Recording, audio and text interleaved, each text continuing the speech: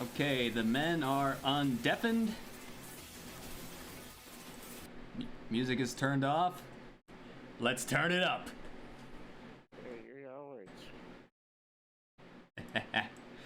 Alright, so, mods. Let's get this mic check out of the way. So, Turbo, just say a few words so we can get your mic settings accurate. Say a few words? How about a few words? 1, 2, 3, 4. As YouTubers would say, 1, 2, 3, testicle. How's that work? That work good? Okay, Bella. All right, Bella says you sound good. Elisa said turn up a little bit. Let me see if I can just let me put you on Discord itself. Yeah. Okay. All right. We'll put you. Oh my God, I love that emo right there. That is so cute. Nice. Hey, gotcha. Much love to you. All right, everybody. It's time. The season finale. Let's get this on the road. Ladies and gentlemen, boys and girls, and all the fellow pokeNERDS of the world, welcome to the pokeNERDS Incorporated podcast, a Pokemon exclusive podcast just for us pokeNERDs to sit down, relax, and get to know other fellow Pokemon content creators in the Pokemon community. I am your host, the Top Goon Spence of the Poke Network. Sporting today a fancy little bow tie because the guest of honor tonight for the season finale is a major fan of bow ties, so I figured we would be matching sets. But, ladies and gentlemen, if you do not know who this man is, allow me to formally introduce you to him. He is, in my mind, one of the most inspiring content creators, not just in the Pokemon community, but on the Twitch platform itself. He is a member of Pokehaven, and what was the other stream team you were a part of? The Cookie Jar. The Cookie Jar. Yes. Why was I thinking the Mushroom Kingdom? Yeah. But anyway, part of two of the most elite Pokemon stream teams on Twitch today, and just overall, and a full-hearted, absolutely amazing human being we got right here. So, ladies and gentlemen, please, as he likes to say, turn it up for TheTrueTurbo. Hey, right, and also, if you guys are not following him, his link's right there in the chat. Turbo, welcome to the show. Thank you, man. Pleasure and honor to do it. We've been trying to do this for a while, and I'm glad we finally got a date worked out. Yeah, so fun fact, everybody, actually, Turbo was supposed to be on the third podcast, but unfortunately, he wasn't feeling so well, so we had to pull him out for the episode, but luckily I was able to get Nomivore to fit the bill. But at the same time, we both felt bad about not being able to fill his slots, so I offered him the season finale place, and here we are today. It's like all about timing, and we are ready and willing to work together. Everything falls into place nicely. Yep, definitely, Turbo. Oh, and also, from my end, guys, I apologize if you hear like a weird noise in the background. I got a fan going in the back there because lately, with my hair down and now the fact that I'm wearing like everything suited up right now, I'm gonna be toasty, so I got a fan going in the background. All right. Can you upgrade? Can you air conditioner? I do got an AC, but even still, I'm still burning up. Oh, jeez. All right, so the first part of the podcast, actually, first off, again, I already thanked him off screen. But Turbo, thank you so much for taking the time out of your day to sit down with us and allow us to understand what makes Turbo the Poke nerd he is. My pleasure. All right. So first thing I like for the guests to do is give them a little bit of a self-introduction. Just introduce yourselves, explain what types of content you produce, and just like a small summary of your Twitch journey, like when you started and where you're at now. So just let it roll, Turbo. Yeah, please let me introduce myself. Your TheTrueTurbo disabled content creator. Primarily a shiny hunter, Pokemon fan, been playing Pokemon since Yellow. I've played every generation since, with the exception of Gen 7, due to physical reasons. I wasn't able to use the 3DS to control the characters, so I missed out on Gen 7. Longtime gamer, probably one of the oldest on Twitch. 43 years old, still gaming. Sometimes on my own, sometimes with help from Mama Turbo, who is also a gamer. Primarily, I like seeing Pokemon, shiny hunting, dabbling in competitive very soon. A Nintendo fan, and games I can enjoy one-handed and chill and keep a good community together. We also keep a safe community going, welcoming to all. And I started 3 years ago, May 1st of 2020. I started on Twitch. I kind of expected years of trolls, bullies, harassment, because of my disability and the way it affects my speech. And instead, aside from two individuals, I was welcomed into the community. I was, really appreciated, given clues, hints, and during the first DLC for Sword and Shield, I landed in A5 top 5 with my Nazi blows torpedo. And since then, it's just been grow as best as I can.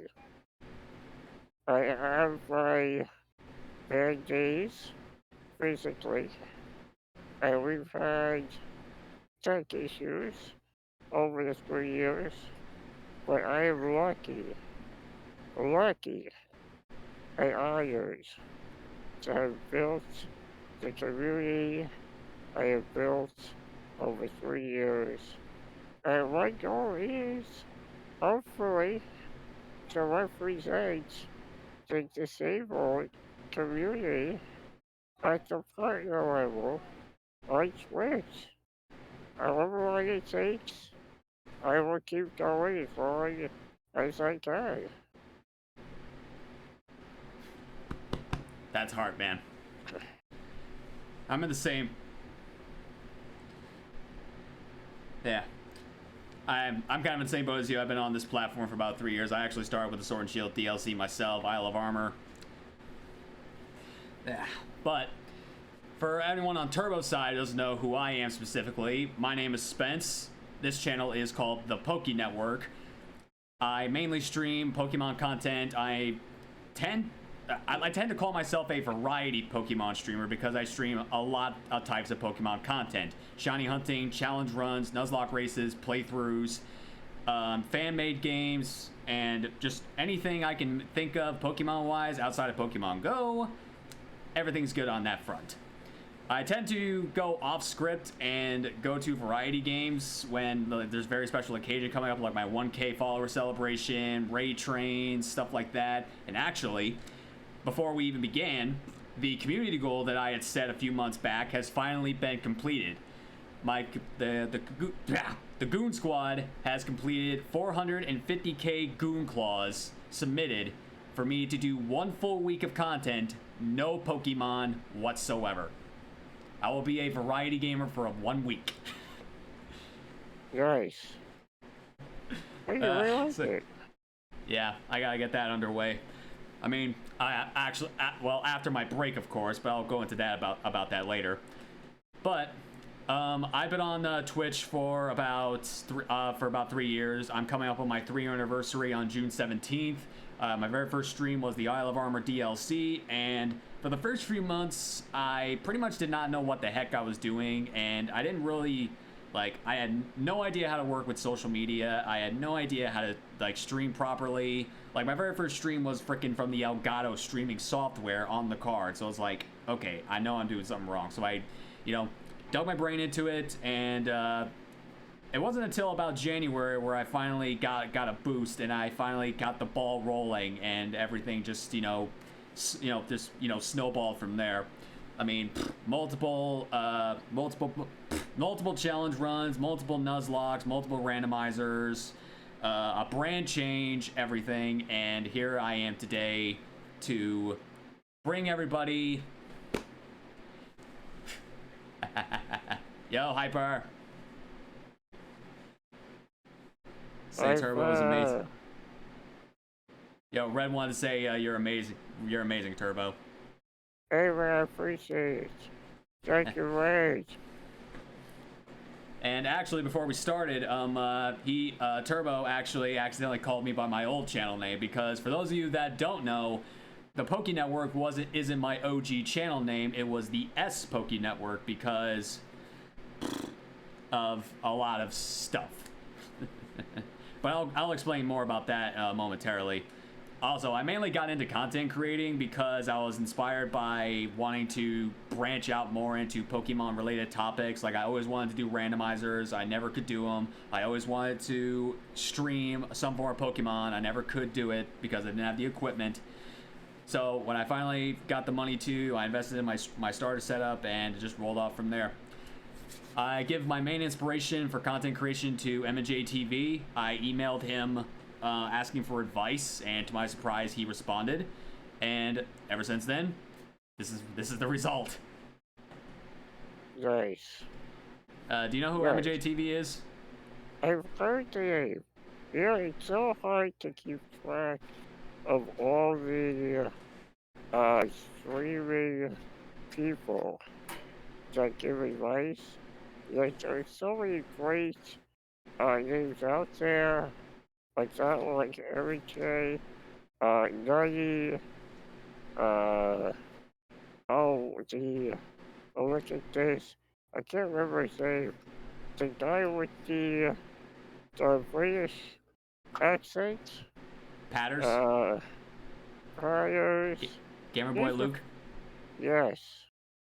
There are so many great individuals that have been basically generous enough to share what they learned so individuals like us can do it too. Beast on, baby.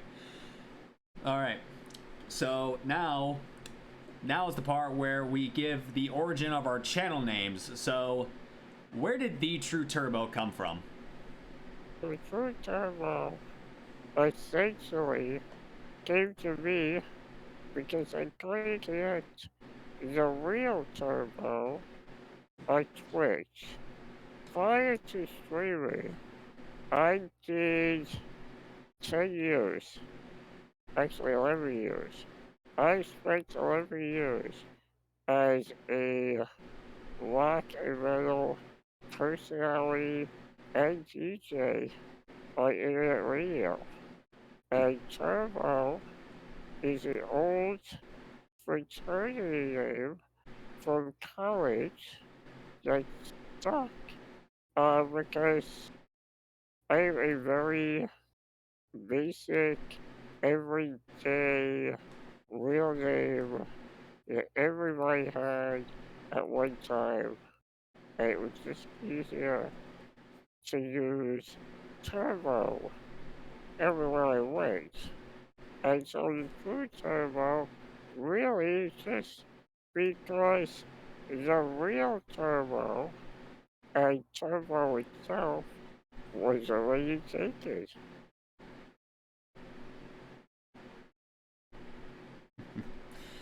Yeah, that's a good one. And plus, I think also, me personally, the TrueTurbo kind of rolls off the tongue a little bit better. It TTT. does. It absolutely does. Yeah, seems a little bit more professional in my mind. And plus, I feel like when you hear the word TrueTurbo, you like, it's kind of like, you kind of feels like this guy's trying to be like true to who he is. So I kind of get that kind of vibe. Yeah, Like even before, yeah, like even before I met you, I got that kind of vibe off your vibe just off your name. So I'm just glad I finally got to know the guy behind the name. it's a pleasure to know you as well, my dude. Yeah, it's hard. That's one of the things too. That's hard about being a content creator. Keeping friendships and relationships going because there's only so many hours in the day. We got a hydrate in the chat. Can you take a drink?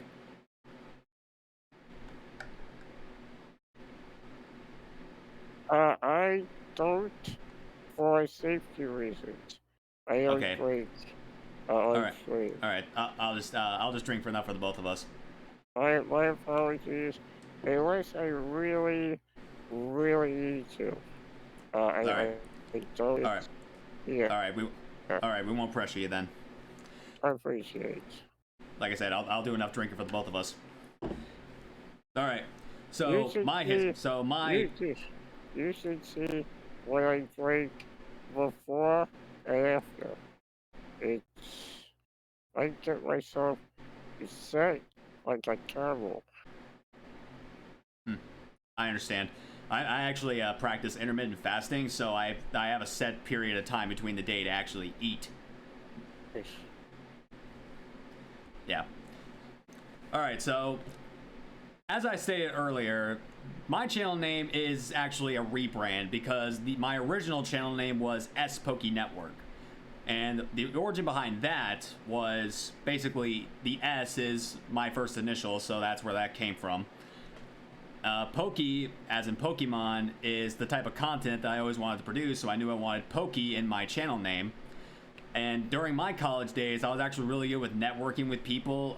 We had like multiple group projects because I was going for business, so we had like multiple group projects in nearly every class.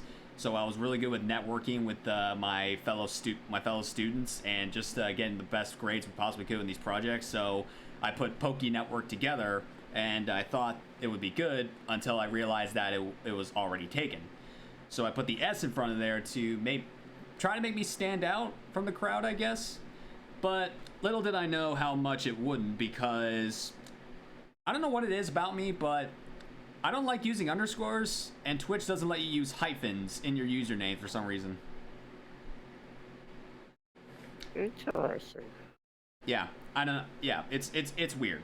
So I had to keep it, it's capital SP Poké and then capital Network, and that's the first name that I stuck with. Little did I know how much chaos my name would cause because no one would pronounce it right 95% of the time. I think I do. I used to always call you folk. Yeah, Whatever your way is. Everyone called me. Sorry, go ahead. I remember. Everybody would end up calling you folk or Spokane or something like that. Yeah, everyone would call me S-Poke, Spokey, Spoke. It's just so many mispronunciations. It was unreal. So at the beginning of this, so at the beginning of this year, I finally bucked up and I formally rebranded to the Poké Network. and it's been a gracious change ever since. Very more modernized, very professional. I still keep true to my logo because my OG logo was the sort. Actually, hold on. I actually got my OG logo on my playmat right here. It's upside down, but still. I keep true to my roots, so my logo is still the Pokemon Sword font, just to pay a little homage to the very first game I ever streamed.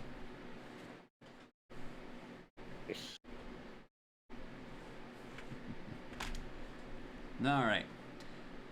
Now that we got the Twitch streamer info out of the way, let's get down to the nitty-gritty details on us being pokeNERDS. So, Turbo, I see a lot of Pokemon plushies behind you, and I see a little sign behind you, but what is your favorite Pokemon? Well, my original old school choice was Pikachu, because I started yellow. That's the first one that they give you. And what's there not to like about that little fat rat is lonely. But when Ice Legends Arceus came out on Theo, I recently passed, and the historian Alice, no, the historian Arceus looked like my Theo. And so, my all-time favorite and channel mascot is historian Arceus, but I will always have that love in my heart and tattoo on my leg of Pikachu, my first favorite Pokemon. I believe actually you are the first guest who said one of the Hisuian variants was their favorite Pokemon. Really? Yeah. Yeah, you're the very first. Yeah, you're the first to say that Hisuian form is one of your favorites. If I would say, like, if I gave my favorite Hisuian Pokemon, it would probably have to be the Hisuian Samurott. I mean, after all, that design. I mean, the design change is minimal, but makes it look a lot more edgier. Yeah, it does. It does. All right, well, it should come as no surprise because it's in most of my layouts, my logo, and such. My favorite Pokemon of all time is my boy Demon, Obstagoon, for various reasons. First off, when Obstagoon was introduced, this thing basically jumped to my top 10 based on the looks alone. And I knew the second that I saw this thing, I had to have it on my first Sword and Shield team. So I got a little Galarian Zigzagoon in my first playthrough of Sword. I figured out how to evolve it into Obstagoon, and oh my god, this thing is a monster. This thing is a monster. You give this thing a gut set with Facade, and oh my god, this thing will wreck everything. Okay, of all the Pokemon that gave me trouble on my playthrough was absolutely a Pierce. That thing just gave me a headache. It gave you a headache? Yeah. I had trouble with it. It was you. When I did my playthrough of Sword and Shield, and Pierce brings that out, I didn't know what to do. I wasn't ready for it.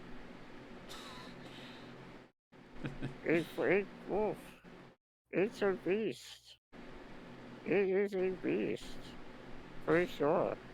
Yeah, it's definitely a beast. I mean, yes, it has that quad weakness to fighting, but that obstruct ability, that obstruct move definitely helps out. It does. Yeah, it does. But yeah, the other reason why I like is that I'm actually a fan of rock and roll. I'm not the biggest fan of Kiss, but I do like rock and roll. So this guy fits a little bit of the bill. Oh, he's and only I want. What? That part of where he was inspired from. That's Yeah. why the shiny is what it is to represent the punk rock side of rock and roll. I love rock and roll. There you go. But yeah. Here's my mouth.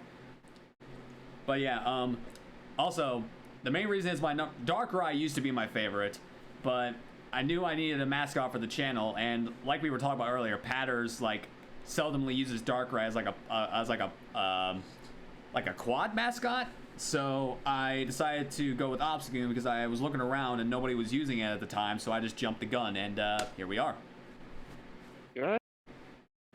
Good choice. And it does fit. Yeah, I say Obstagoon fits the bill with me pretty good.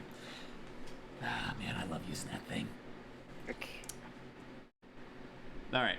I can't wait to really use the Soviet archive once we finally get the activity to Pokemon home. Yeah, which we'll talk about later. But in the meantime, we were actually just talking about shiny Pokemon. So Turbo, which shiny's your favorite? All time favorite shiny. Shiny Metagross. That thing is just gorgeous. The silver with the gold X. Ah, no arguments. All-time favorites. Shiny Metagross, close second place. Aurorus for second. Was it convenient that during the ORAS days, they literally just handed us a shiny Beldum at the very start of the game? That was like, when that happened, I was like, really? You're gonna just make it this easy? Like, I don't have to work for it? You're just giving it to me? Nothing easier except maybe the Lake of Rage Gyarados in Gold and Silver. Yeah, well, yeah, the red Gyarados is a little less desirable than most shinies these days because it's so easy to get. I mean, I SOS the Beldum and the Sun and Moon days because I unfortunately lost that shiny Beldum. But I'm just still glad I have it in the first place. Believe it or not, I still have untouched in Pokemon Home my original Lake of Rage red Gyarados. Really? Yes. Wow. I managed to carry it over from game to game. Primarily because, for me, I didn't start shiny hunting until the Switch, because physically it was uncomfortable for me to sit for long hours with my head bent over to play on a 3DS or a DS or those. So I managed to keep that going forward game after game. That's incredible, man. That is incredible. My shiny hunting adventures started in Sun and Moon days. Very first shiny that I got in Sun and Moon was a shiny Grubbin from the SOS. Yeah. I got a funny story about shiny Grubbin, but which I'll share later on. But in the meantime, my favorite shiny, I actually choked on water trying to find. Oh, jeez. Alright, so everyone knows my favorite color schemes are black, gray, blues, and reds. And the one shiny that fits the entire bill for all of them is shiny Greninja. I've loved this Goth Frog ever since I realized that shiny was all this. Like, if this shiny wasn't what it was, Rayquaza would be my favorite. Yes. Yeah, but like I said, when the Greninja was revealed for the 7-star raid events, I got one, realized that protein. First thing I did, make some eggs, and started hunting it. It was at 134, I believe, and I was literally taking a sip out of this cup, and it shined, and I literally was choking on my water, sitting here going like, gulp! Like, trying not to, like, spit all over the place, like one of those random, like, reactions. Yeah. Then, yeah. Got the shiny really quick, but failed big time on the reaction. If anyone wants to see that clip, exclamation point Froakie in the chat. Great. See, that's one of the reasons why I won't drink my stream. I don't want to do that. Which is perfectly This is perfectly understandable. I mean, if I didn't if I had like a surplus of gum on standby, I would probably be chewing gum the entire stream. But you know, sometimes a guy gets thirsty. So. Yeah.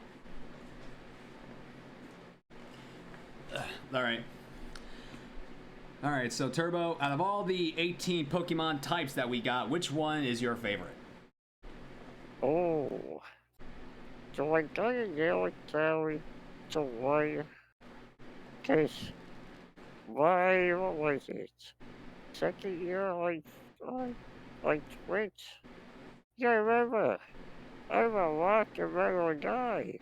So I tried to narrow down between rock and steel. That's hard to do.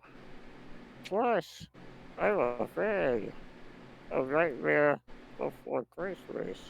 And plenty of that brings out the dark and the dark types. It's hard to pick a favorite.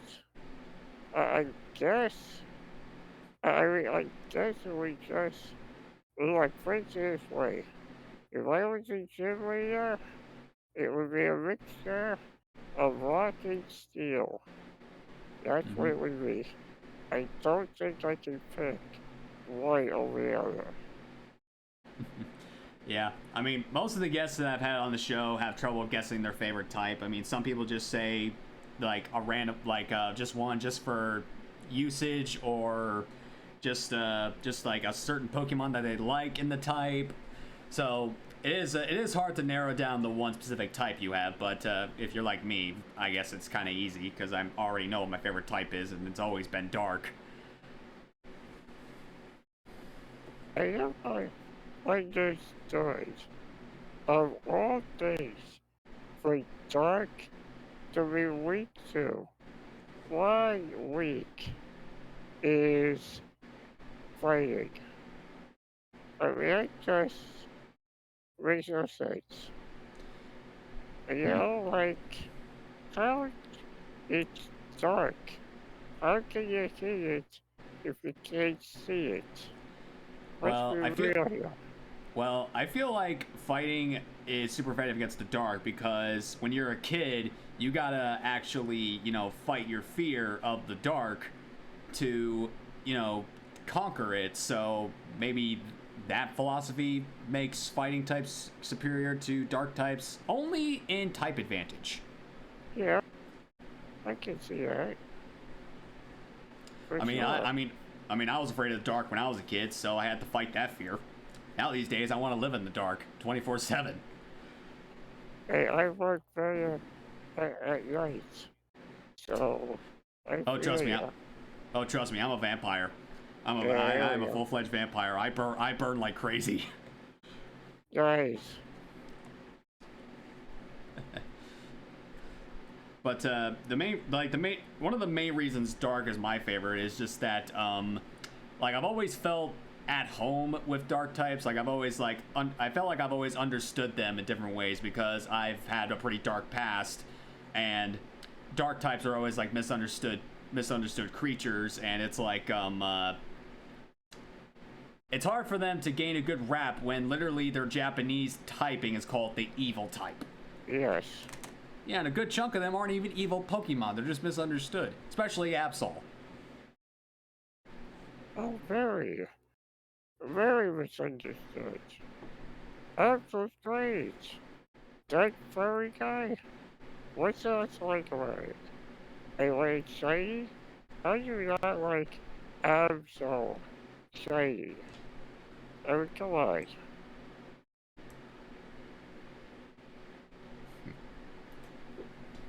Alright. Alright, Turbo, out of all the Pokemon games out there, which one would you say is your favorite? This can include the main series and any spin-offs you have played. XD Gale of Darkness.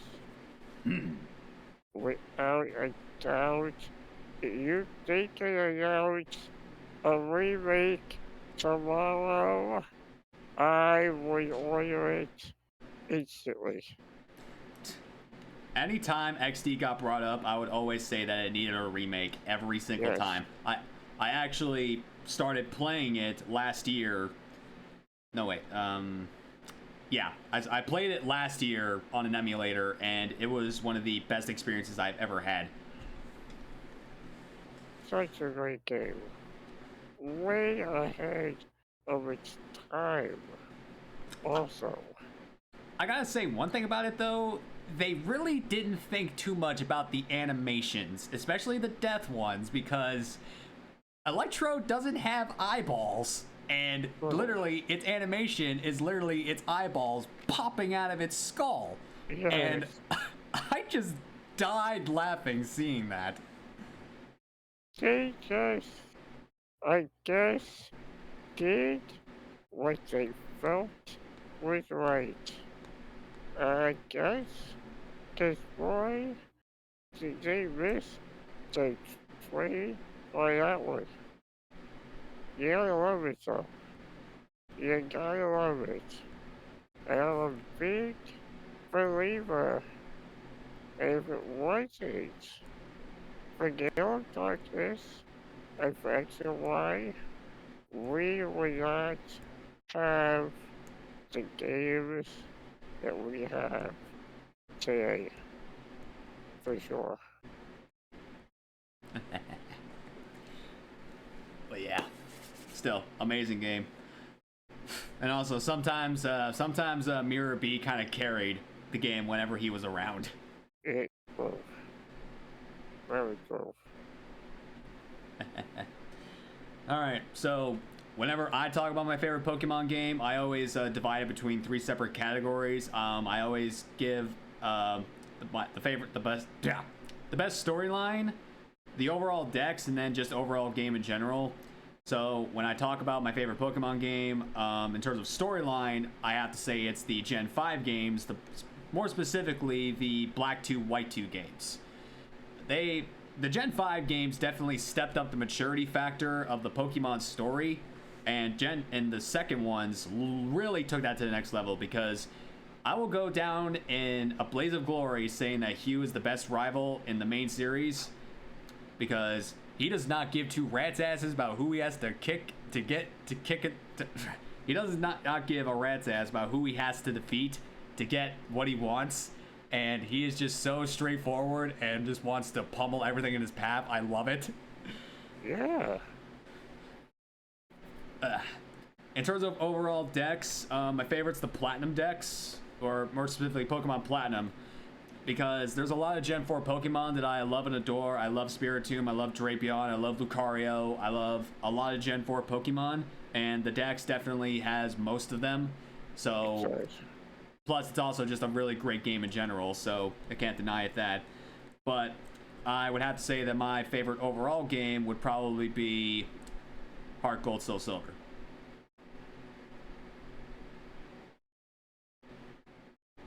Really? You don't hear that very often. Usually, a lot of people stick with J5 all the way around with story and game. And then with me, when you break it down to just the main series, I'm an eyeball. if it's just main series, X and Y. X and Y were my favorite. I think the story was solid. It just got butchered too much for the American audience. And I think the decks was done well, and it was their first dive, really, into 3D sprites. And that's kind of what we all wanted as far back as Gen 3. So for me, yeah, I mean, I'll go with X and Y. But I go so silver. Good call. Very good Yeah. call, dude. Yeah, just I've had very fond memories of X and Y. I mean, I've had very fond memories of Heart Gold, Soul Silver. Just you know, the Pokemon following you around, going to 2 different regions. Definitely more updated in terms of like movesets and whatnot. Because the last Gen 2 game, we didn't have the physical special split, so we were able to utilize Pokemon like we never could before in the original Heart Gold, in the original Gold, Silver, Crystal. So it was definitely a step up. For sure. All right. So now that we got past the favorites topic, now we got to get to the nitty gritty detail about the more hateful side of things. Oh boy. All right. So Turbo, out of all the Pokemon in the world, which one do you say really grinds your gears? Which one grinds my gears? Yeah. Which one do you hit? Which one do you not like at all? I think it would be safe to say my community will agree, and if you followed my shiny hunting over the last 3 years, you will know that I can do without Persimmon. That thing made me hunt it for 3 years. Like I knew you were gonna say that. I knew you were gonna say that. And I was just waiting. That thing just drove me crazy. The only thing I did not freeze on is Liquid Tango with Phantom. I got everything else. Yes, Hyper, I see you in the chat. We will get to this. Yeah, we will get to the story. Let's get to the story behind that emote when we go to the emote elaboration. Let's get to the story behind that one later on. Yes. Yeah, well, that there is probably the most interesting story of all my guests. So definitely stick around for that part. Yes. But basically, you would want to take the monkey by the tail and just swing it around and around and throw it to the sun. Oh yeah. Oh yeah. Oh man, when I knew this topic brought up, I was really hoping you would say Passimian. I was really hoping you would say Passimian. The irony too is I recently ended that hunt on my 3-year Twitch anniversary, and we ended it in Violet. And here is the ultimate irony and slap in the face by that monkey. Not only did I get the shiny of Persimmon in Violet, but after I saved, after I moved, after we talked on stream, before we went on to hunt anything else, a second shiny Persimmon showed up. And that was just the ultimate, slap from that Pokemon. I can't forget. Ouch. Yes. Maybe I'll get some of your. Maybe I'll pull a turbo and get the Darkrai on my 3-year because I've been stuck on that bastard since the second it was released. I haven't even started Darkrai. I Turbo. have Arceus at 600, I think. Yeah.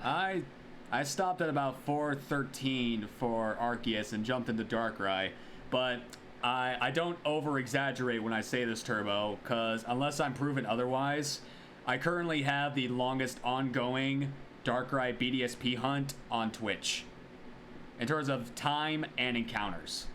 Yikes.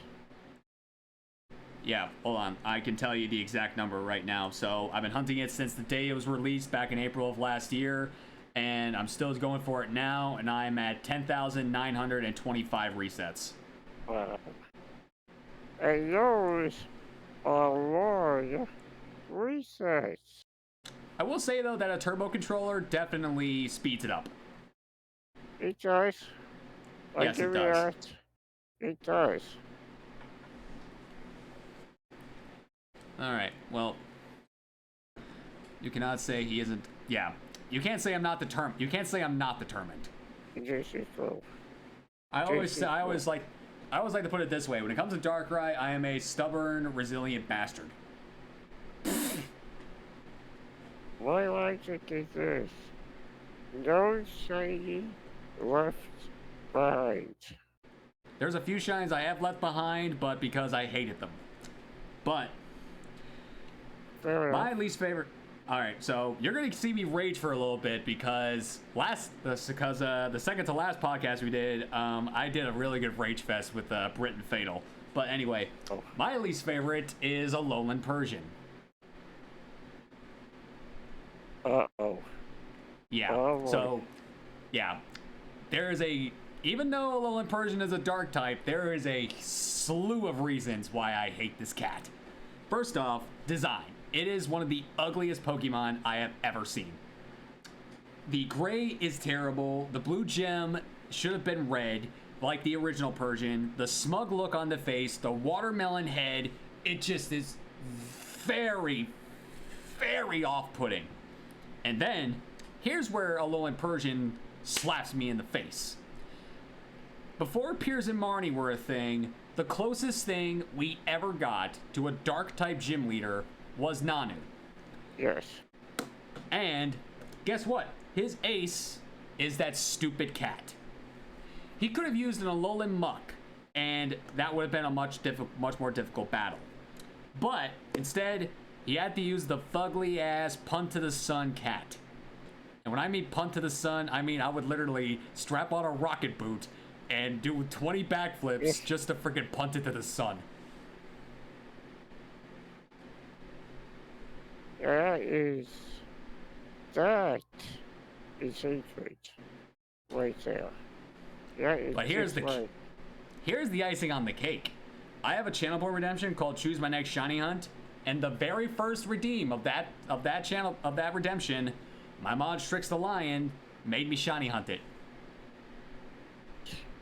Yeah. What? Well, not it specifically, its baby form.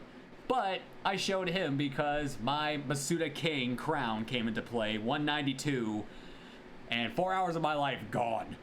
I tell you, what is with these viewer redeemed hunts? Specifically, was a viewer redeemed hunt? Seriously. Oh, damn. I just finished 44 streams of hunting for shiny and coaching. And when one of my viewers redeemed facility, we thought it would be easier, a higher percentage. Boy, were we wrong. I'm not laughing at you, I'm laughing at the situation. Yes. Yes. So good. The hunt is over. I can laugh about it now. Dark Eye will soon join those graces. But yes, yes, Bella. Disclaimer: I don't hate cats in real life. I got 2 little fur babies of my own.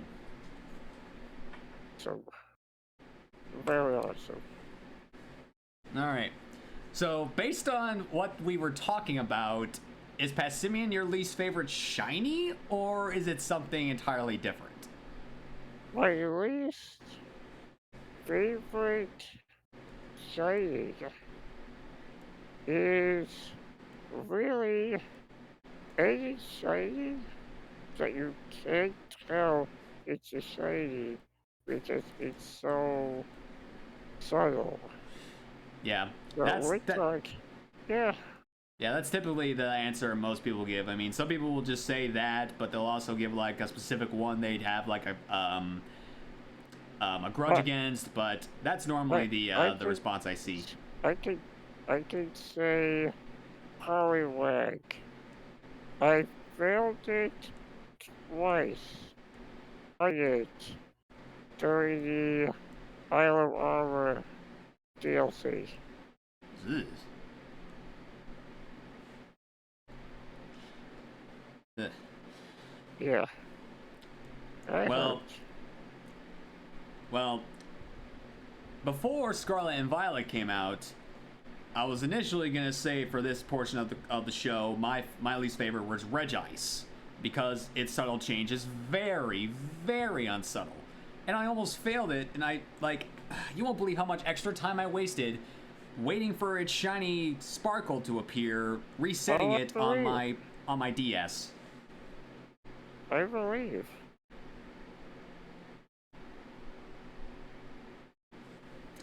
But my new least favorite shiny it's a trio, because it's all the same thing. Gen 9, Charcadet, Armarouge, and Ceruledge, bona fide worst shinies in the game. Yes. Like, they designed these over-the-top Pokemon to look super amazing and cool, but they dropped the ball big time on their shinies. Yes. How do you just turn the eyes blue? Well, for Armarouge it's blue, Ceruledge it's red, Charcadet it's blue. Right. But I don't understand either. It's literally I do this every time. It's literally me taking off my sunglasses and saying, "Hey, I'm Shiny Spence." Pretty much. Pretty much. Like, here's the example we give, and everyone agrees on this. What they should have done was made Charcadet charcoal gray to make it look like a burnt out Charcadet, and then when it evolves, all they had to do was swap the color schemes of the two evolutions. I agree. I agree completely. It's not that hard. Yeah. Like, they do put thoughts into shinies. Like, 2 perfect examples. Sandygast and Palisand. They used a real-world example because there are black sand beaches. Yes. And Appleton and the Applin line, from red to green apples, that's a thing. Yeah. But, I mean, why? Like, shinies are not designed by RNGs anymore. They literally put different colors on them with their design team. Who on the design team thought this was a good idea? That's like asking who on the design team thought a different colored shirt on a tiny mouse, a slightly, barely noticeable tiny shirt on a mouse. It's shiny. Okay? You're telling me to add the mouse could I even gray or black? I mean, really, that's another one that they dropped the ball.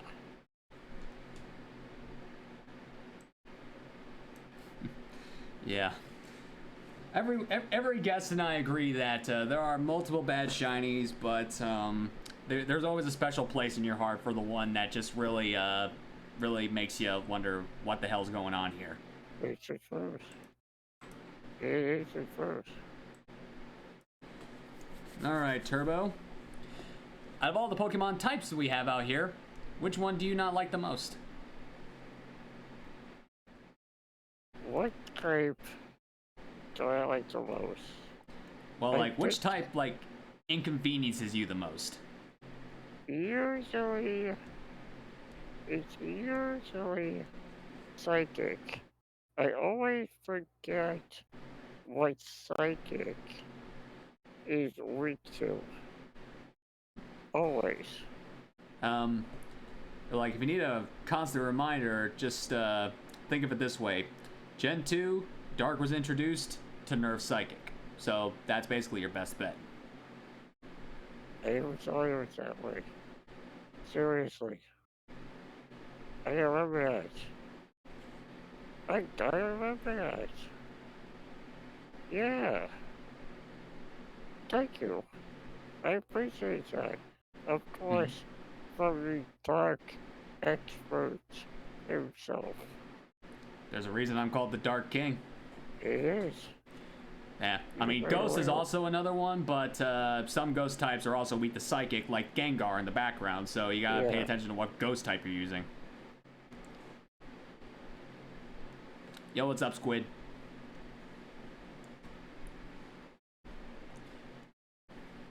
Alright, so Psychic types for you. I will say that Psychic types and I have like a bitter, like a love-hate relationship. I don't hate Psychic types. I don't love them, but there are some good Psychic types out there, I will say. Oh, for sure. Some good stories.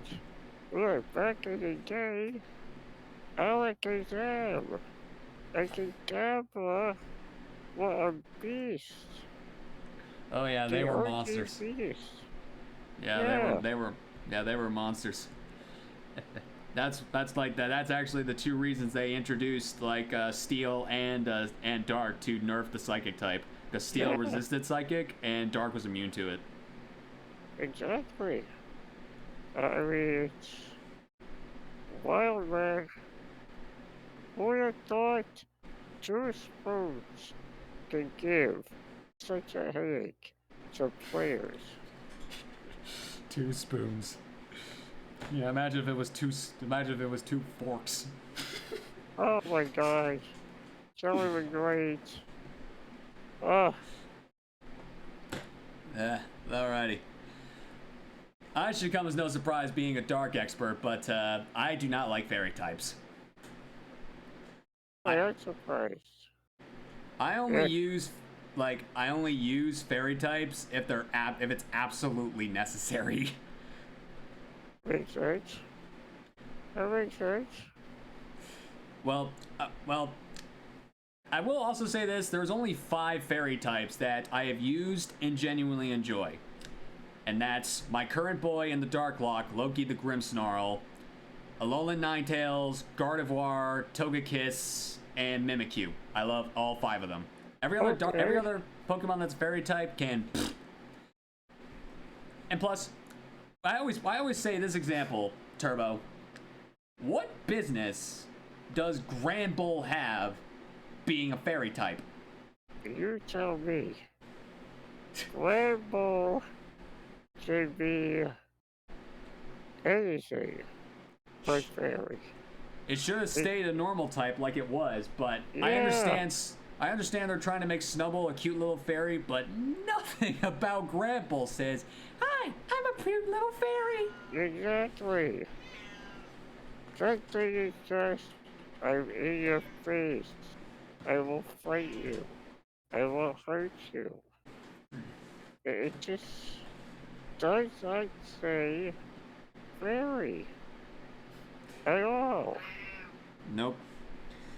And plus, like I said, because of my favoritism to dark types, the extra weakness they added on top of it definitely put a little sour taste in my mouth. Yeah, true.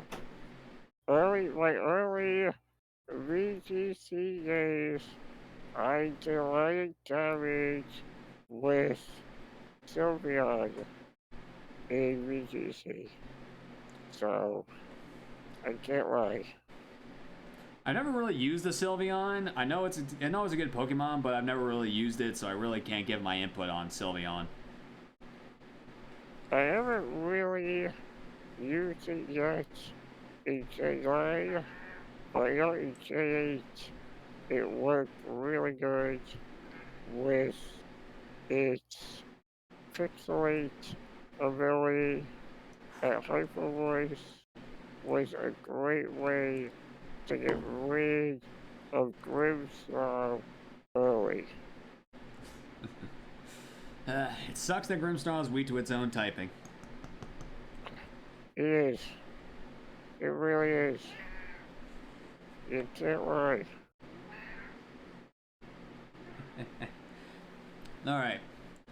Alright, so Turbo, out of all the Pokemon games that we have on the market, I have a feeling I already know your answer, but what Pokemon game do you not like?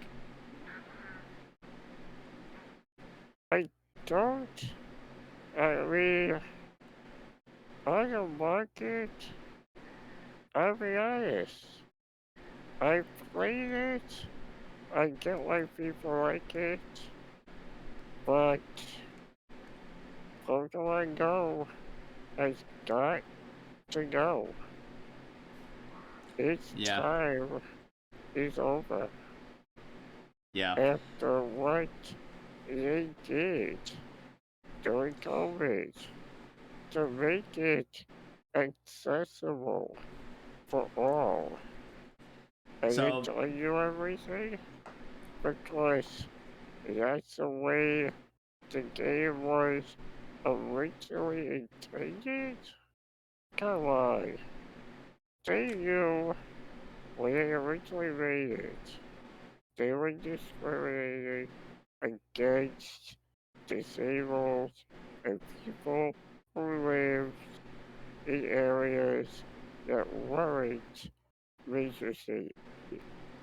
And that game is done, or it should be, in my opinion. It really, really should be. Yeah. I've always heard the negative aspect of Pokemon Go pretty much since it was introduced. I mean, I played it for like maybe the first month it was released, but then I just got bored with it, so I just tossed it to the side. But for those of you who are also not in the know, during the pandemic, they pretty much allowed anybody to play Pokemon Go indoors, if I'm not mistaken. Yeah. So it allowed it allowed people with physical disabilities like yourself to get the experience of playing the game. But then once the world opened back up, they Niantic, or however the fuck you pronounce that name, removed that feature. So it was like it was a giant slap to the face, and I completely understand why you feel that way. Unfortunately, I went from level 20 to level 77 during COVID.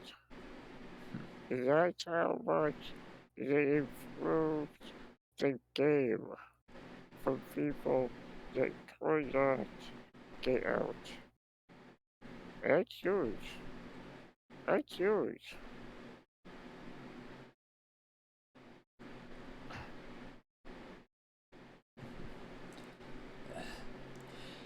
Alright, so you may not like me for a second after I say this, but actually the one Pokemon game that I kind of don't ever want to play again is X and Y. Really? Well, just for these basic reasons. So first off, don't get me wrong. I love Greninja. I love Yveltal. I love a good chunk of Gen 6 Pokemon. I just think the games could have included a lot more. Like, after you defeat the main story, there's pretty much nothing to do. I mean, yes, you can go catch one of the legendary birds, you can catch Zygarde, you can go to the Battle Mason, but that's pretty much it.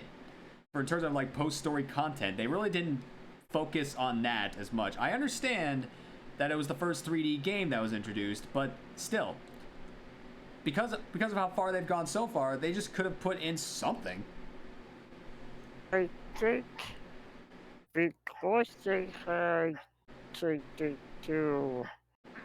change the story so much for what they originally intended, that they maybe had nothing to really add. I mean, when you think about it, X and Y is the only series that never got a re-release. There is no Z. There is no X and Y 2. All the others got re-released or a third. So I think whatever the post-story was probably connected to the original story. Yeah. That they got rid of. Yeah, if I know we're gonna be expecting them to be remade down the line, like years from now. But if they do, they definitely need to allow us to explore more of Kalos, because there was a lot of Kalos that we actually couldn't explore. I agree. But another reason I'm not the biggest fan of the region is because of its champion. A lot of people say Gita is the worst champion of all time. She's the second. Diantha's the worst. For one sole reason. Gita's in her game. Like, Diantha, aside from rematching her at the league, she literally only has 1, 2, 3 sections of dialogue that are outside the Pokemon League. No, wait. 4. When you first meet her in Sycamore's lab, when you meet her at the cafe, when you meet her at the train station thing at Cormaloy, and then when you first initially battle her. After that, not after you first initially battle her, in the post game when she gives you the Ralts. After that, nothing. Gita, she's in her game multiple times and has multiple lines of dialogue. Yes, her team sucks beyond comprehension. But Diantha, she's not in her game. She's the worst champion. I cleared her with a full team of dark types, and I O-code her Mega Gardevoir with a giant scorpion. Wow. Lance gets a pass red because Lance is Lance. Yeah, what about Leon? It's Sword and Shield. He's nothing to brag about. Yeah, he's in the story, but is he really a champion compared to the others? I would say probably Leon is, it's kind of hard for me to tell because I've never really actually struggled with Leon. Like, my mom, when she and I were still close, she actually picked out a team for me to use, and I still cleared him with that team. It was Inteleon, Vikavolt, Runerigus, Salazzle. Jeez, what else was on that team? Oh. Corviknight, and what else? Jeez, what was that other member? But anyway, I digress. But yeah, so for those reasons, that's why I don't favor X and Y over the other ones. I can respect that. I can totally respect that. Yeah, and I never judge anybody for their favorite Pokemon game, so I can say you have favorable reasons for liking X and Y, so I can agree with you on that. Yeah. I believe in the idea of, when you disagree, therefore we always disagree. Opinions and personal views are what make us all unique. And Bada who boom, we bada are. bing. Realest words in the room. So, that's how I look at it. That's how I look at it too. All right. So, you said your first Pokemon game was Yellow, correct? That's the first Yes. So yeah. So would that be your first ever experience with Pokemon then? Yeah, it was. It actually was. I had friends in college that played it. I heard about it. I thought it was a kid's game. My friend said to me, don't buy it. Try it.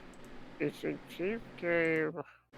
If you don't like it, we'll pay for your copy. 25 years later, I'm the only one still playing Pokemon. I'm probably the only person in my graduating class who played Pokemon. Well, actually, plays it to this day on this kind of level. Yeah. They don't But touch it. They gave it up years ago. They actually gave it up by Gen 3. They thought I was crazy still playing at Gen 3. Who knew?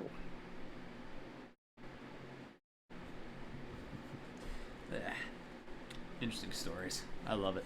Yeah. Yeah. Cute little kitty. All right. My first experience, I always say this, it was always the Pokemon anime. So I had this VHS tape that had 3 episodes of the Pokemon anime on it. It was Pokemon Shipwrecked, Island of the Giant Pokemon, and Tentacool and Tentacruel, which, by the way, is actually a banned episode now because of the Tentacruel destroying towers. Yes. But anyway, I was so mesmerized by all this. It was actually just really, really top of the line. This boggled me when I was a child, and it was just it was just so cool. So I watched more anime. I watched more of the anime. Later on, I got introduced to the card game, which I didn't know how to play. I just liked the cool pictures of the Pokemon on them. But then later on, I finally played my first Pokemon game, which I didn't actually start. It was pretty much completed by the time I got to it, so I was just going around killing Pokemon. But I played Pokemon Sapphire for the first time. That was the first game I played. But the first Pokemon game that I started and completed was Leaf Green. Hey. Yeah. Nice. Yeah. Nice. Yeah, that was about when I was about 10, so yeah. I mean, I was more of a little bit of a late bloomer when it came to that, but don't get me wrong, I've played every single Pokemon game since then. I have played OG Red, I've played Crystal, I've played Silver, I've played Orat, I played Ruby, Sapphire, Emerald. I played everything since then. I think everybody has.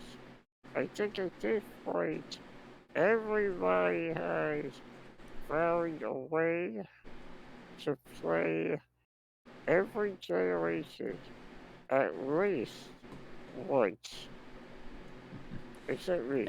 I still have yet to play Gen 7. I give it, well, if you're gonna play a Gen 7 game, play Ultra Sun and Moon, because basically it's the same exact story except it was revamped. There's only literally one thing you're missing playing the original Sun and Moon, but it's not really worth it. Probably wait for the remake on the console, wherever that is, wherever it is. Yeah, that's probably not gonna be done. That's not gonna be down the line for a while. But yeah. Yeah. Actually, another question I wanted to ask you during when we were talking about shiny Pokemon. What was the first shiny you ever found? First shiny I ever found, besides the Lake of Rage Gyarados, Yeah, besides the... is, I believe, I forget the date. I guess it's still in Pokemon Home. It's a Psyche. I believe my first shiny was a Psyche. And I don't think I realized it was what it was until years later. I know it's different. I caught it, because I still have it, but at the time, I had no idea what a shiny was. And so, of course, here we are years later, and it's all I look for. So, oh no. Oh no. Yeah, I unfortunately don't have my first shiny. That's because it was in Leaf Green. Same first Pokemon game I started and completed, and quite fitting, it was a green shiny Hoppip. Oh, nice. Yeah, I reclaimed it in BDSP, but at the same time, I didn't know what shinies were at the time either, so I was like, huh, green Pokemon. Yeah. That's All the right. thing. They don't really, when you think about it, shinies are the one thing in the game they don't really tell you about. They're Nope. just there. And unless you get involved with the Pokemon community, you don't know what they are or how to find them. Yeah, my previous podcast guest, Beefy the Miner, he actually does blind reactions. Like, he somehow doesn't spoil himself with the shinies of Pokemon, specifically in Scarlet and Violet. So he literally has like a series of blind reactions to these shiny Pokemon, seeing them for the very first time. So I give him props for that. Yes. All right. So next comes the this is one of my favorite new segments of the show, the emote elaboration. This is where we share some of our favorite emotes in the channel, well, between our channels, and give little backstories behind them. And if you want to share who drew them, you're more than happy to. So actually, I got a gifted sub to use, so I can actually post all my available subs, all my available emotes in the chat right now if you want me to. Yeah, go to it. All right, so these are all the available emotes that I got for my gifted sub for you, which is what the wow. Okay, so I think we should start off with the two teacup, Yes. because all right. So when I first heard this story, I was flabbergasted. So Turbo, the story behind that emote, please. Okay, well, what most people still to this day are surprised to hear.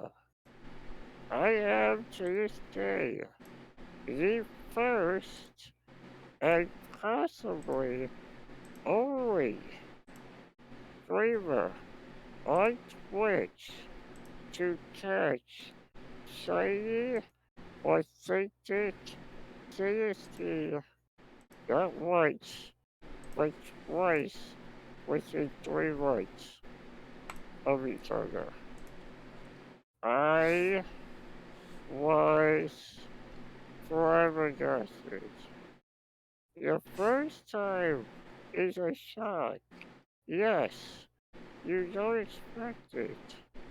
But 3 months later, practically to the day it happened again. Yeah. And to this day, like I said, that is the only good thing to come out of your Pacific hunt. I am, to my knowledge, nobody has yet to try to discredit, but I am the first, and to my knowledge, only Twitch streamer to have taught two shiny, authentic citizens in delivery title. As phases, no doubt. Yes, phases, not Yeah. even targets. There are people that spend months going after one of those authentic cups because they're going for one of those authentic cups. But you, you pulled them up from underneath the rug by getting two of them without even trying. You were going for a moke. Going for serious. And then, of course, like my moderator is trying to say hyper, we did get a third teacup that was unauthentic, and then there was a fourth shiny teacup that we don't know what it was, because I was experimenting with live TikTok and accidentally killed it. Ugh. So I could have had a third, but I'm very happy with the fact that I can say I am the first on Twitch with two shiny authentic teacups into one title. From what I've seen between Twitter and Twitch, I believe that's a fair assumption. But yeah, you still got a lot. You still got a lot of them to go over. Like we don't have to go through all of these. Like I mean, you got that laughing squirrel emo, which I know came from that Island of Giant Pokemon episode where Squirrel's going. Arr, arr, Yes. arr. That was Love funny. it. All right, yeah, we got Sprigatito Luck. We have the Alolan, the Hisuian Arcanine patting on the table. We got a little bit of Quaxley going oof. Correct. Oh, the shiny puppy Green- rave emote. yeah. Fun fact. Yes. Fun fact. In my Dark Lock, first random shiny I found in my Dark Lock was a shiny Graveyard. Greenlight, really?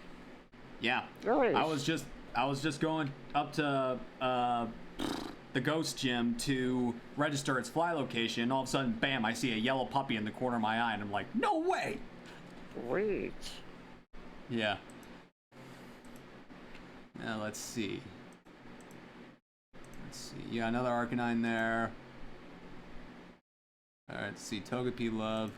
I want to know more about this this Calyrex emote here. What's up with that one? Yeah, originally, most of my emotes were a mix-up of Nightmare Before Christmas with Pokemon. So that Calyrex is a kind of 5-page Dr. Fickle side mixed with Calyrex. That was our idea for a kind of 5-page, if you will. I see. Is that the same thing with this this Gengar emote?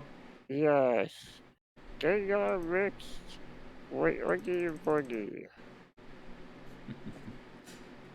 Also, I gotta say, the Scruffy. that red Scorpion. Sorry. Go ahead. Yeah. That's our pop, our jam, emotes, all of that. That Scorpion emote, the tunes emote, that one right there, that Scorpion gave me a crap ton of trouble in PLA, but I love that emote, man. It's so cool. Thank you. My emotes are primarily done by created by Jarvis, as well as more emotes. On my Twitch page, there is a panel of all the artists that have contributed to the channel. Let's see. I'm gonna get some of mine up in here now. I mainly stick it to the Pokemon emote side of my thing. And I believe I got them all right here. There we go. There you go. So as you can see, I kind of favor the obstacle line, but that's kind of like my thing. Well, of course. But in terms of the ones that weren't designed by like a Fiverr designer that I have no idea who they are. Let's see, the Giggle Zoror, like most of these were designed by Sunny and Video Game Shay. Nice. Great artists. Yeah, amazing artists. But yeah, I always like to say that this Banhammer emote, it was supposed to be a little bit more menacing, but it's kind of cute in that sense because it's banging its arms on the table. So it's like, yeah. I mean, most of Shay's stuff tends to be on the cuter side. Yeah. But I don't mind it. But that's got a vicious, cute look to it. So you can't go wrong with that. Not at all. Funny thing about this one. Yeah. Yeah, funny thing about this emote is that it's actually a redraw, because the original demon emote was a little bit botched, and I didn't realize it till months later. So I just had her take the emote, actually make it look like it was drawn by a person, and bam. Nice. It's clean, dude. It's clean and it stands out. It definitely fits your theme for outfitting, without a doubt. But yeah.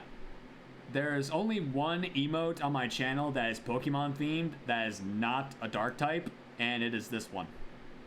Sushi. Sushi the Lantern. Love it. The story behind this one is I did an electric only run in Pokemon Shield as a fan request, and I had no idea how much Sushi the Lantern would have became the MVP of my team, and she just carried a lot of battles, and she was just so good. I fell in love with the Pokemon. It's not in my top 10 yet, but I fell in love with her.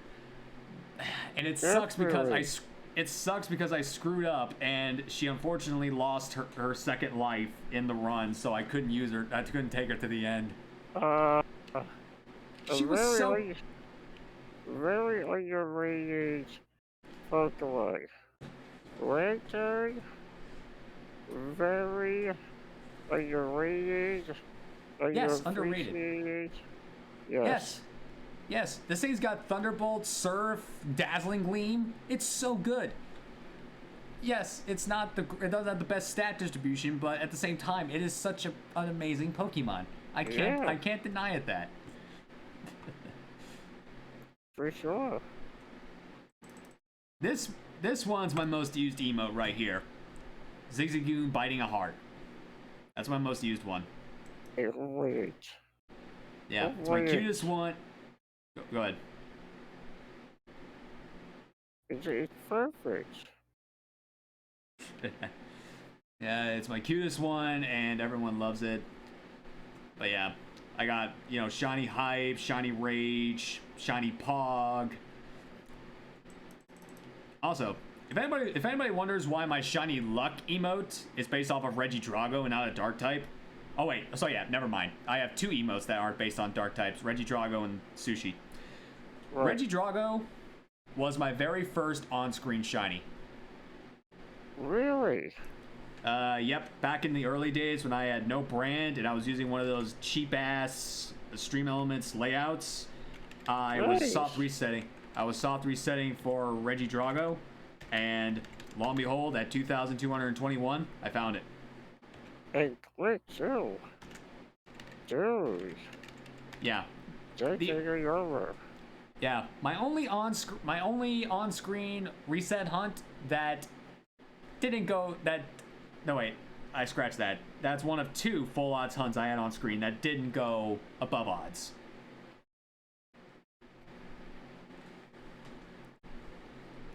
But that's epic. Usually, I don't like varies. It's either really easy or way over odds. As you all know, I'm a Masuda King, so. Yes, I mean, heck, I just did I was doing a shiny race, which was basically a year in the making, because it was a rematch, and I blew my opponent out of the water, and I got shiny Bulbasaur and 2 eggs. 2 eggs? Yeah, that's 2 sick. eggs. That's sick.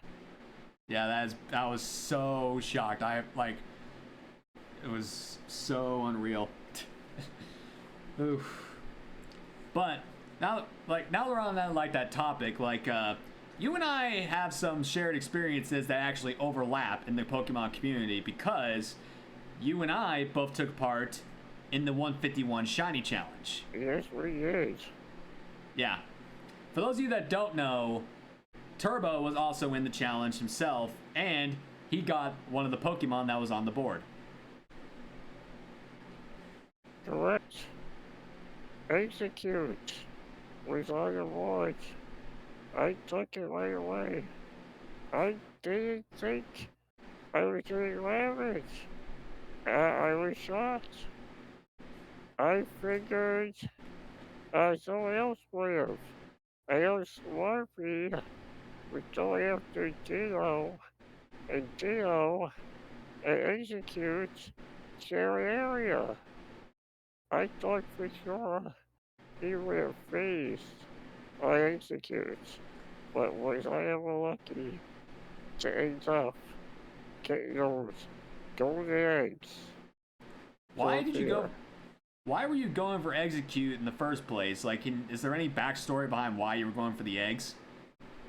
Not really. I kinda figured pick something easy that was in Toy and Shield, because I couldn't play Let's Go. Understandable. So I said, I don't know how many people are gonna go for Execute. So why not? And I think I was the only one going for it when the event started. Gotcha. I was initially going for Nidoran Male because I had luck with it in the past, but whew,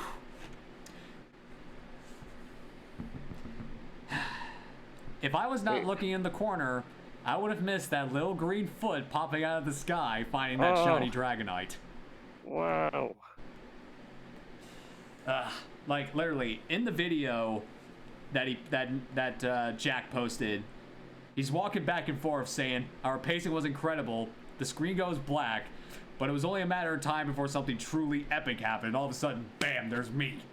Yeah, it's perfect timing, too. Yeah. Perfect timing. Yeah. I was going to be okay getting the Nidoran, but all of a sudden, bam, I find a shiny Dragonite from the sky. That's the second time in that specific file that I found a full odds member of the Dragonite line in the wild, because I was doing my Let's Go Eevee Shiny Badge quest, and I was going for Magikarp. All of a sudden, a pink noodle dragon popped up out of nowhere. Nice. I love those odds. I love when you're not expecting it, and it's just there. But yeah. I love it. I think that commands Dratini, yeah. Yeah, it's Dratini encounter. But that Dragonite has set basically my career path for all the future shiny challenges, because now I'm going after all the pseudos. Which, during the Gen 2 challenge, I was fortunate enough to get a shiny Larvitar, which I turned into Tyranitar. Nice.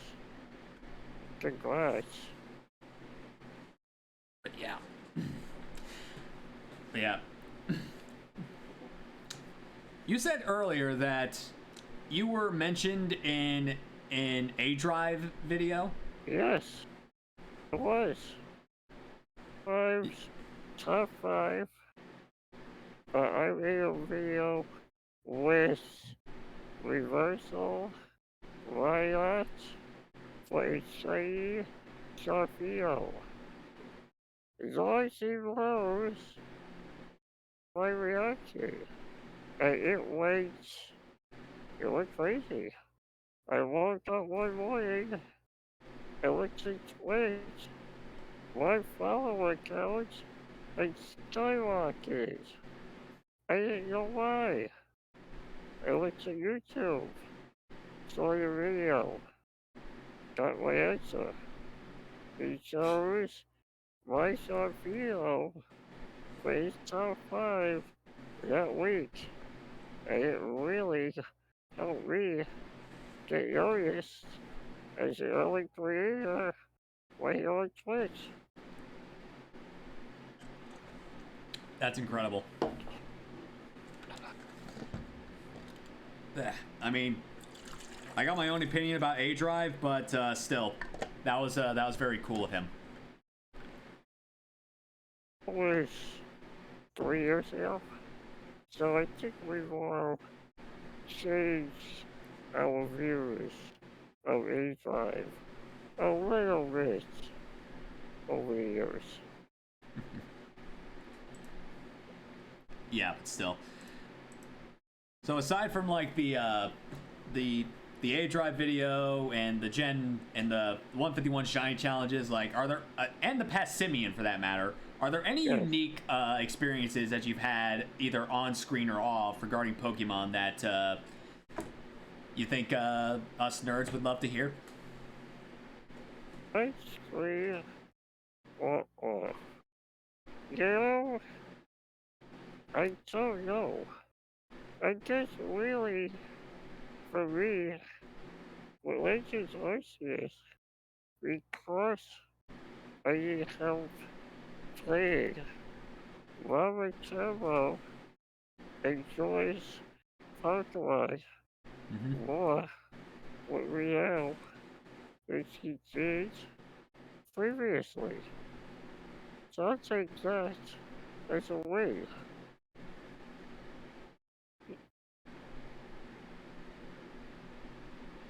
For sure. Can we just get a round of applause for Mama Turbo, please, for being such an amazing supporter of the TheTrueTurbo, and also a fellow nerd in her own right? Yes.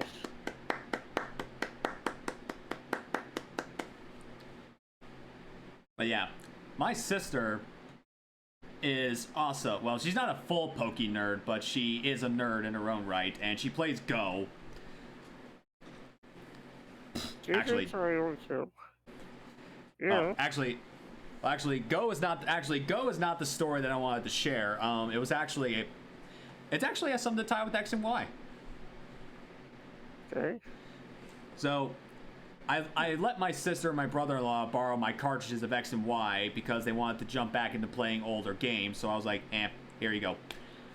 So, when I got them back, I decided to critique them on stream.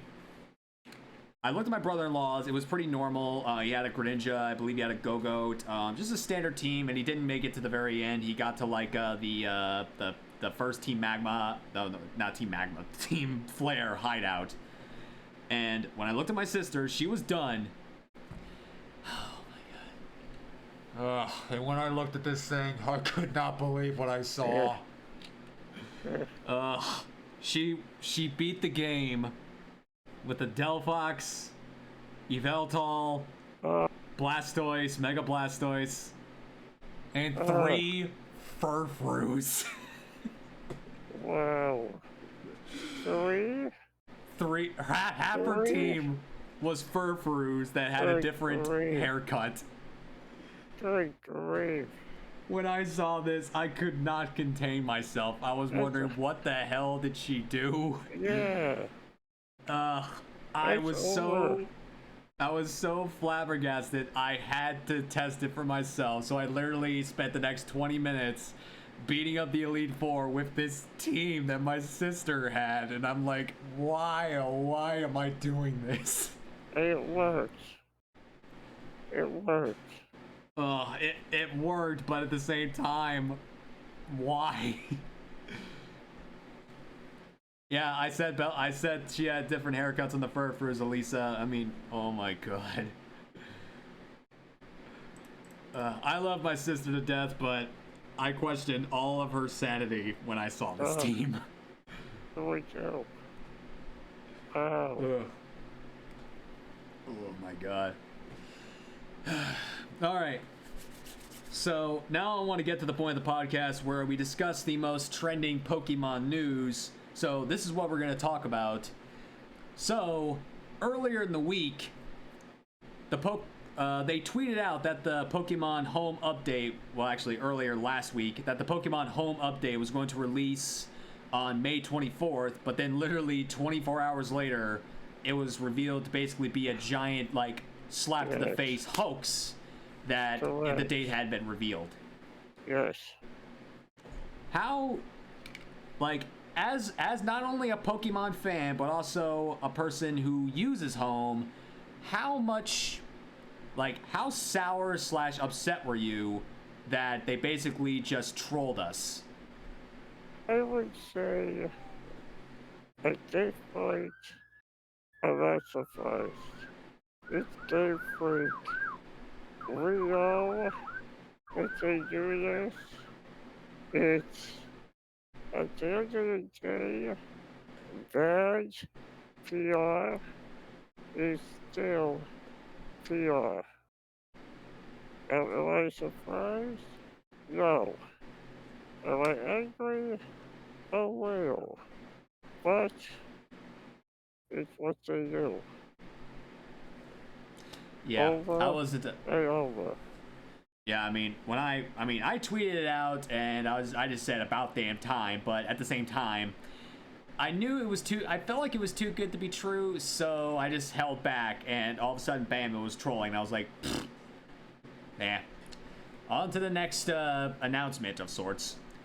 But they did kind of threw us a bone, because they finally revealed, like, this was from the official Pokemon Twitter page, Cerebi, any relatable Pokemon source you can find, that the official release date for Pokemon Home is, I believe, it's the 30th?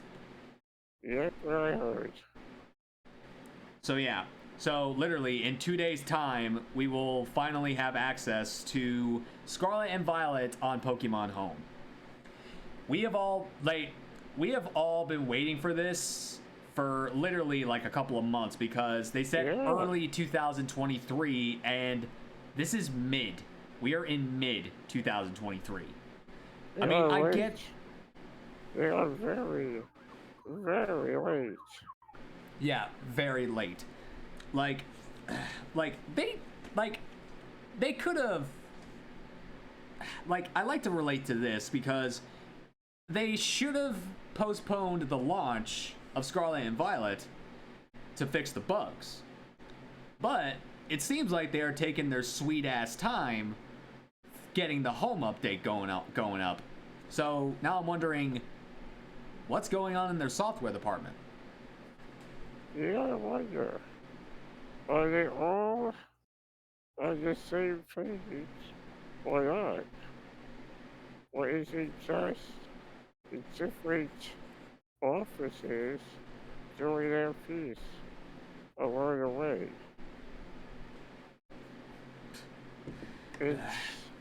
It's not typical of what we get, but it is what we're going to live with going forward, at least for now. All I know is that when they update home, I'm not going to be placing any Pokemon into the home until probably maybe a month after the release, because I want to like Blood, my boy Ryan Neverkami saying in the chat, I want to make sure it's not buggy as hell when we actually start using this update. You want to make sure it works, and it works perfectly. Indeed. But yeah, once it's working fully, I can finally put my living dex in there, because I have a SV living dex for the shiny charm, so it's taking up a good chunk of my boxes, so I need it to go away. Save more room for shinies. Yes, I have more room, more shinies to hide.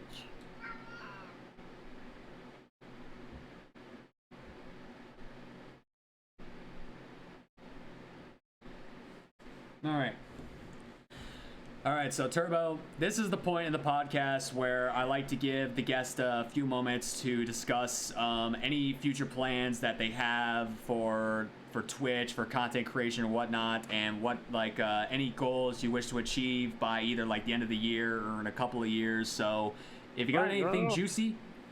Yeah, nothing really juicy. My 3-year affiliate anniversary is Friday.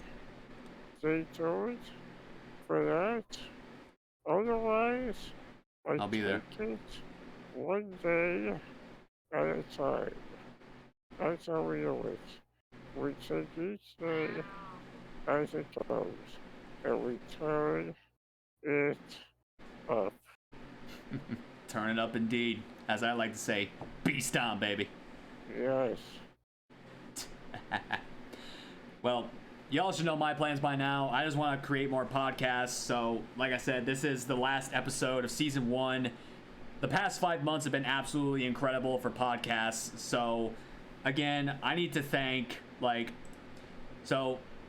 11 people have appeared on the podcast so far, and I need to thank every single one of these people again before we go off the air today. So again, I want to give a huge, massive thank you and shout out to Beefy the Miner, Oh Snap It's Brit, and Fatal Vixen, Namivore, Power Punch Plays, Sog Monkey, Squid the Beast, Swamp Factor, Psychotic Gamer, and Gotcha Super Shiny for being amazing guests on the show. And Turbo, I want to thank you so much for helping me wrap up the season and being here today with not only myself, my Goon Squad, your Turbo crew, and the Pokemon community in general. You are a vital member of the community, and we all love you. Seriously, man, I like. My pleasure. Thank you. Oh. Hey, the honor's all mine, The honor's all mine, Turbo. The honor's all mine. All right, well, Turbo, now here comes where you need to come into play, because the tradition for the podcast is the guest chooses the rate target. So, do you have somebody that we could rate tonight? Yeah. Go to my cookie jar teammate Jimmy Tortuga doing Legend of Zelda. Hold on. Let me go to Cookie. All right, let me go to Cookie Jar.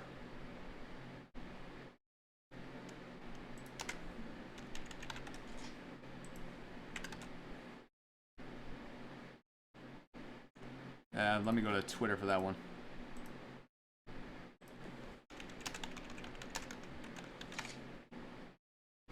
My fingers are not working with me right now.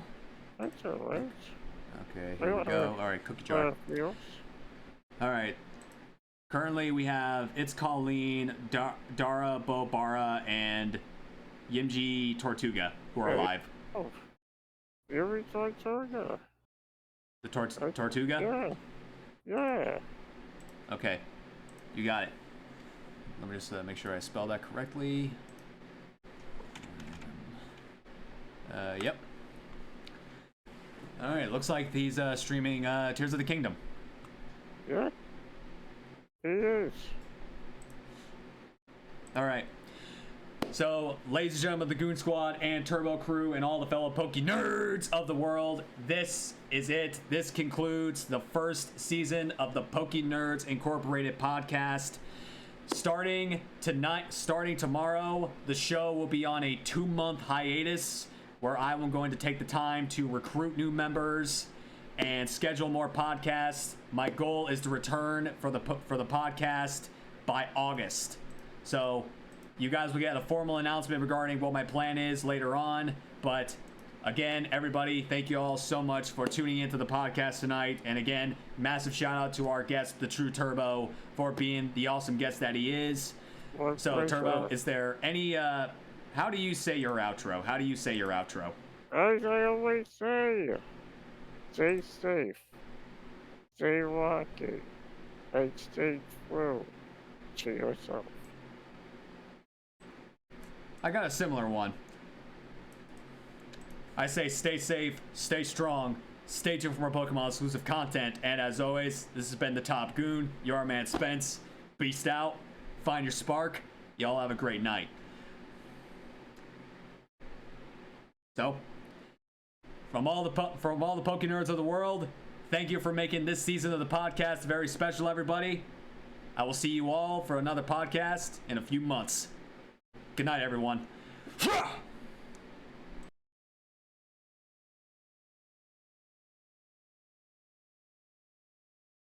All right, George. Thank you.